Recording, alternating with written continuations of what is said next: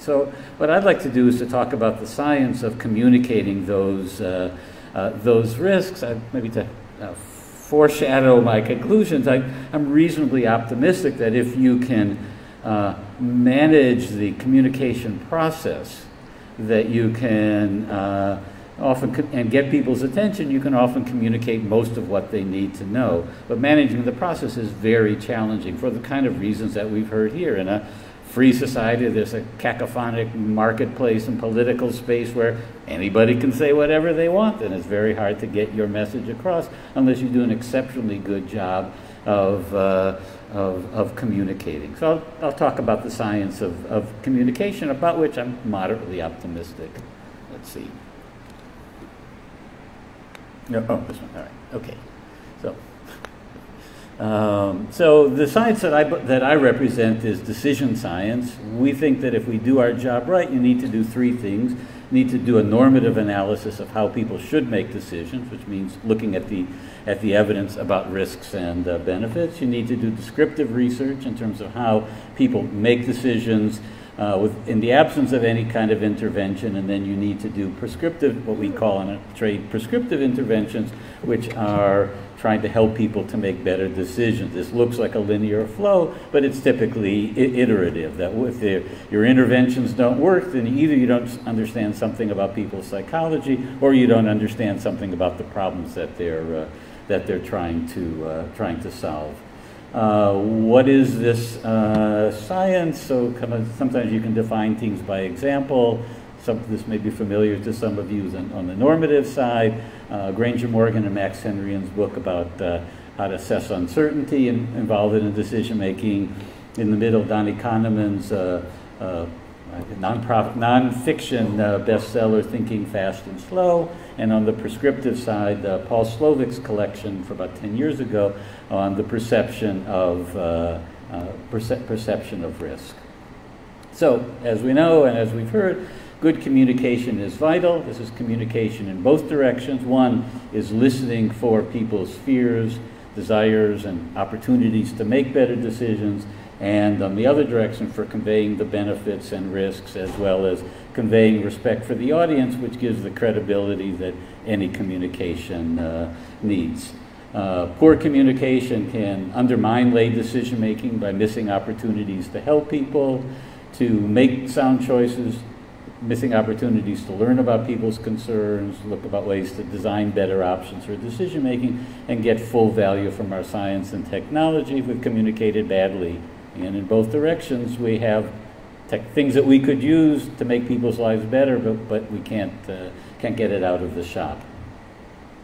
And in a larger sense, poor communications undermine the commons of goodwill that all of us in the various professional communities need in order to maintain our social contract with the public. If we communicate badly, then they're going to lose confidence in us because we haven't understood their problems or cared enough to do it right, and we're going to lose confidence in the public because people always think they've done a good job of communicating, and if the public hasn't come around, there must be something wrong with the public.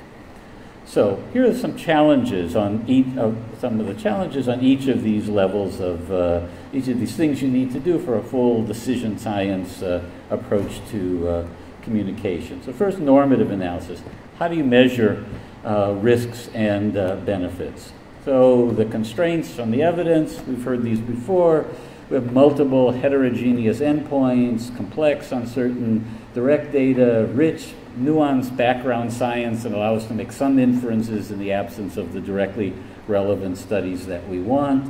And there's problems with our stakeholders, the people who need to whom we need to communicate, so they all have limited cognitive capacity, hence we need the kind of data reduction that we've heard about earlier today. In this session, they have different values, so not everybody is best served by the same representation of information. They have, to use one of our bits of jargon, labile values, that is, they don't know exactly what they want, so you present things one way, they may turn in one direction. You present the same facts in another way, people may turn in another direction. They're sometimes called framing effects. And people have different backgrounds, so things that are common knowledge to us may communicate differently to other people. To other people, so you don't know what people are going to read between the lines of our communications. So one way that you might simplify this, a popular way, is to come up with metrics. So here's a single way to present information about risks or about benefits. So when they work, you reduce people's cognitive load by shrinking complicated data into a single measure. They're transparent. These are explicit measures of what you consider to be the risks and the benefits, and there's comparability so that people have a common way of looking across a variety of decisions and picking out the best deal for themselves. The problem with metrics, they also have risk. So there can be increased cognitive load from decoding obscure measures. I'm thinking through a couple of these talks here as a 72-kilogram male, whether it would be, if you were expressing everything's intolerances for 70-kilogram male, I think it would be easier to lose 2 kilograms than to multiply everything by 1.04. So, but it's a measure that serves some purposes, but not others. Reduced transparencies with their values that are embedded in any measure, and then non-comparability, that a simplified measure loses important properties of the data, so the same number actually isn't comparable. So I'd like to talk briefly about these normative problems. So talk about the last two, these problems in normative analysis. So the first is embedded values. So those who want to do decision making for regulatory purposes or for communication purposes for individual decision makers need to face this problem, that the terms of all analyses embody values that favor some interests and some decisions. When transparent, these assumptions will be controversial. That is, there is no value-neutral, objective risk analysis or decision analysis. Once you picked your metric, you've made a call. Kind of the classic on people who do risk and benefit analysis per se is, how would you define risk of death? So you could say the risk of death is, you could define it either in terms of the probability of premature death from some cause, or from the expected life years lost from the same cause. So the choice of these metrics depends on whether a death is a death, so you don't really care who dies, or whether one values deaths of young people more. So if you say accidental deaths primarily affect younger people, you would weight them more if you took the second measure, because you're losing a lot of life years when somebody is killed in an auto accident. The other one doesn't discriminate. You could go either way. You could have an interesting bull session about which way to go, but you do have to make a choice if you're measuring risk. There's some other distinctions that you might make in deciding how to measure risk. Are the risks distributed equitably? You could factor that in or ignore it. Are they assumed voluntarily? Is there catastrophic potential? Do you measure differently a risk that takes lives one at a time or in large groups? Is the risk well understood? Somehow do you factor in the amount of uncertainty surrounding the risk, and so on. So you could decide to incorporate each of these features of risk, or you could decide to ignore them, but you're making an ethical choice one way or the other. For those of you who are in the risk biz will recognize these as part of the dimensions of risk that various people have studied. This will mean something to a few people in the audience and nothing to the rest. So, but there is a reference. Similarly, often risks are distributed over time. Something may get you right away or get you over sometime in the future. Economic analysis will discount future risks. There's various reasons for doing discounting, not about money, but about lives. Shane Frederick, one of my former graduate students, has a lovely paper in the Journal of Economic Literature summarizing his dissertation, looking at the various ethical bases for deciding how to treat risks distributed over time. So you can ignore the time, or you can take the time into consideration. So there are values embedded in whatever metrics you use. As a result, common metrics obscure value issues unless they're adopted by a credible public process that resolves these controversies.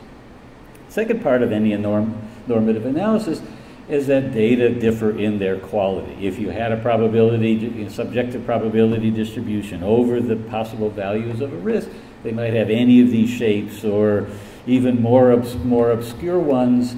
Common metrics, which reducing to a single point estimate, can obscure the expert judgment involved in interpreting the data, deciding, well, which fractile in these distributions to use, and decision makers who only have your summary have no way to discover that logic or to know whether or not it matters.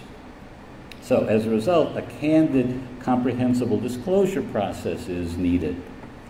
Second challenge, descriptive research. How do you measure people's beliefs and values? So the good news from decision science is that we find that decision making follows simple principles. Unfortunately, the set of principles is large, their contextual triggers are subtle, and their interactions are complex. As a result, decision-specific research is needed. Somebody who says, all you need to do is translate things into the relative frequency of risks happening, anybody who's got any simple solution for communication is misleading you. Here's 3 books that I've been involved with that try to make this research accessible to people so that you can bring it into an organization rather than to having to outsource it. We have John Kadvani and I have a book in Oxford's very short introduction series. FDA's Risk Communication Advisory Committee has a guide that you can get online, and we also did a report for the Director of National Intelligence, an Academy report on how to bring decision science into organizations. And we have applied this approach with a wide variety of risks. I think it's generally applicable, but you need to give deference to the nature of the risks and the benefits and the decision makers in order to get it right. It's not expensive work to do, but you do need to do the research and be bound by the evidence.